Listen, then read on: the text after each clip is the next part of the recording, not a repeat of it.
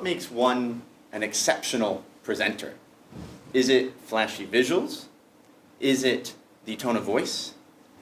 Is it the actual message or content? Or does it have something to do with body language, our gestures, and our stance? Today, we want to talk to you about this latter point. How do we use our body effectively to communicate our message? Because we have so many great ideas here, but if they remain in our head, don't actually link up with the audience, our message will not have arrived. Our message will not have resonated with the audience. So body language plays a powerful role in how we communicate. And unfortunately, body language can also distract.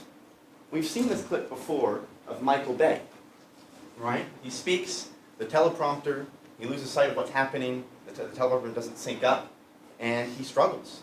And all you see is his body moving around, and he's nervous. He's exuding it. So I want to give some color commentary as we rewatch as a class what is happening. So his stance at the beginning, it's okay, but his hands, he's meshing them. And now he's starting to turn from the audience. Again, his hands are clasped. He's looking a bit down, not at all of you, the audience, and he spins. He shows his back to the audience. And he can't regain composure. He's swaying back and forth. He's looking down. He's avoiding the audience. His nerves are coming out. Again, his hands, he's wringing them. And now I think he's looking at the back of the stage. That's the exact opposite place from where you want to actually look. He's incredibly nervous, and now he exits stage. We all want to avoid our own Michael Bay moments when we communicate. The last thing we want at a startup pitch or meeting is to have that happen, is to have the body language take over from the message. If we lose sight of what our body is doing, all people can pay attention to is the body itself, right? It'll take over. So that comes down to not only can it distract, but the body language is your superhero, right? That it can change, it's your superpower, sorry, not a superhero. You're the superhero. But it's your superpower in the sense that we can utilize it to enhance and communicate with every person in the audience. We want to talk about that today from 3 vantage points. Colin is going to get us started in talking about how posture breeds success. Jung-Joon is then going to talk about how gestures to strengthen your message. Finally, Jennifer is going to close us out with how we think about the body posture of you, the audience, and how to interact with that. Colin, take us away. Communication begins before you even open your mouth to speak. Your audience's first impression of you is your posture and your position. And so it's important to know both how to stand as well as where to stand. And perhaps it's fairly obvious, but you should stand facing the people you're talking to. Don't stand facing your visuals and turning your back to the audience. That's not what we want to do. We can't communicate that way. It's also important to know where you're standing in the room. A position of strength in this room is somewhere in this center box. As long as you're moving around in the center, you're doing pretty well. Where you don't want to be is off in the corner cowering, or especially in front of any distractions. And this room is pretty good. It doesn't have that many distractions, but there is a window. And outside this window, there are cars, there are buses, there are bikers. And when I was standing over there, probably about half of you could see in your peripheral vision outside the window. And if a car were to drive by, your instinct, your reaction, would be to look out the window, and that would break your concentration and our conversation. And we don't want that either. And now that you know where to stand, it's important to know how to stand. So we're going to demonstrate a few positions, a few bad positions, that we've seen from us and some of you guys, and even from the presentations earlier today, that you shouldn't do. And the first one is hands in your pockets.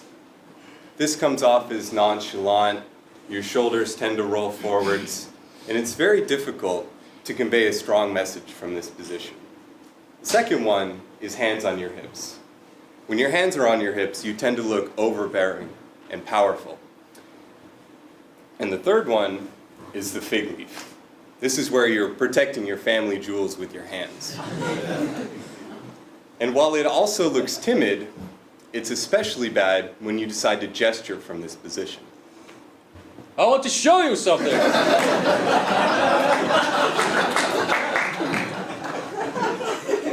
You look like you're flashing the audience, and that's not a good thing. So how should you stand? And if I could actually get all of you to stand, I'll lead you through a short demonstration on how to find your base posture. So once you've stood, be mindful of the people next to you and place your feet hip-width apart. Close your eyes and look up towards the ceiling and lift your hands above your head. Get a good stretch underneath your shoulders and let your arms drop to the side. When you open your eyes, look down. This is your base posture. Thank you very much for participating. You guys can sit down now. Now that you've found your base posture, this is where you should gesture from, and it's where you should return to when you're finished gesturing. It may not feel the most comfortable, but it looks the most comfortable to your audience. Remember that your posture and position are the audience's first impression of you. But now that you know how to stand still, it's time to learn how to move. Gestures are important because it helps you communicate better. For example, if you use gestures, the audience remembers twice as much. It also helps you, the future speakers too, because it helps your memory when you speak. Also, beside the transition, your hand and arm movement is the biggest movement that the audience can see. You can either use it wisely or waste it on random and distracting gestures. I'm going to show you 3 types of gestures: the give, the show, and the chop. Here's an example. This quarter at the GSB, I went to this communications class. It was so great. I mean, you could feel that your skills are improving. I think this was the best class I've ever taken. Let's rewind and see what happened. The give. This quarter at the GSB, I went to this communications class. So this gesture is used to give the audience the facts or the options. Remember to have your palms up, not down. We'll get to that in a minute. The show. I mean, you could feel that your skills are improving. This kind of gesture has the largest variety, and your imagination is the limit. Just remember that the gesture and the message has to match. For example, you can't say, "Profits are rising," with a gesture like this. So, congruency and creativity. The chop. I think this was the best class I've ever taken. So, this gesture is used to deliver strong opinion. You can either use it one hand, or you can use both hands. You can use both hands and do a larger chop, which will deliver a stronger message. So, next time when you do gestures, think about these 3 types and plan ahead. 3 types is the give, the show, and the chop. Ha! I bet everyone in the room is going to remember this. Gestures work. That's the message. Another subject is about having your palms up. So, I'll give you an example. People on the right, please rise and move to the left. I'll do it slightly different this time. People on the left, right, please rise and move to the left. One more time. People on the right, please rise and move to the left. Do you see the difference? Which one do you think would make more people move? The first one, yes. According to the study, if you have your palms up, 84% of the audience complies. If you have your palms down, 52%. If you have your fingers, 28%. Never use your fingers at your audience. It looks just arrogant, and only politicians use that. Clinton used it. I did not have sexual relations with that woman. It looks bad back then, looks bad now. So never use it. And last but not least, avoid the T-Rex gestures. For example, people on the right, please rise and move to the left.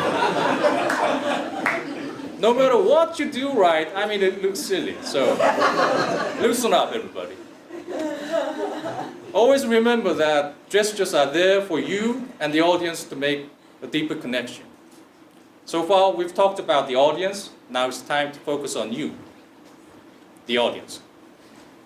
As Jongjun and Colin and Matt described, we've been focusing on the body language of the speaker. But let's not forget, who's the real hero here? As we learned in our first week of class, it's not me, the speaker, it's you, the audience. But what happens when the audience doesn't realize that they are on this hero's journey? Have you ever seen an audience that looks like this? Have you ever been that audience? It's okay, we all have. Whether we're playing on our phones, falling asleep and nodding off, looking at the clock, and calculating, can we make an escape from this room? We've all done it. But the thing is, it's the speaker's responsibility to understand what's going on with their audience, and body language is a powerful way to assess that. As a speaker, we can be so focused on our own body language that we never even notice what the audience is doing. And it's important to change that. So I want to share 3 strategies for how you can engage with your audience better by developing more observational skills. So first of all, absolutely be using the gestures and body language tools that we've talked about today and over the course of the quarter. But the second thing is to notice. Of course, you're going to be looking for eye contact, but look beyond it. Look at how your audience members are sitting. Are they fidgeting? Are they moving? Are they leaning forward, looking engaged and taking notes? Or are they zoning out? If your body language, your eye contact, and your efforts at being compelling are not working, then you can go deeper. You can try to surprise the audience with a question or use some humor. Or you can disrupt the audience. As students, we hate being cold called, but we know it's effective, right? Jason, what's your favorite color? Damn it. Blue. Okay, very good. You got that one. As we all know, it's the fastest way to re-engage with a conversation with the speaker, so don't be afraid to use it. It's so important to keep your audience on track because they're the hero and it's their journey. Remember how Nancy Duarte told us that we are the Yoda to the Luke Skywalker, and our job as the speaker is to keep the hero on their journey. With that in mind, I think we've talked about 3 concepts that really remind each of us about how body language is your superpower. Use it, become that superpower, become that superhero, and we welcome any questions you have on how to stand strong, gesture effectively, and engage with the audience. Thank you.